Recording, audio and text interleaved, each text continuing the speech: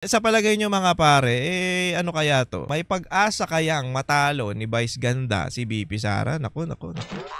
O tatakbo kaya si Vice Ganda sa pagkapresidente sa 2028? Naku, hindi malabo, hindi malabong tumakbo 'yan. Bida-bida 'yan, eh.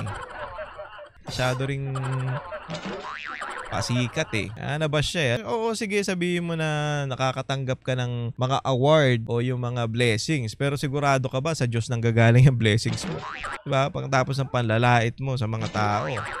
O yung presidente na may ginawang tama o may ginawang pagbabago sa Pilipinas, nilalait mo. Tamasa mo lang yung blessings mo, deserve mo naman siguro yan. Pero hindi namin deserve na ikaw ang maging presidente. Deserve namin na may presidenteng kagaya ni Pangulong Duterte, which is ito nga, si VP Sara Duterte. Ang sabi pa nga ni Pangulong Duterte dyan, si Inday, mas magaling sa akin yan.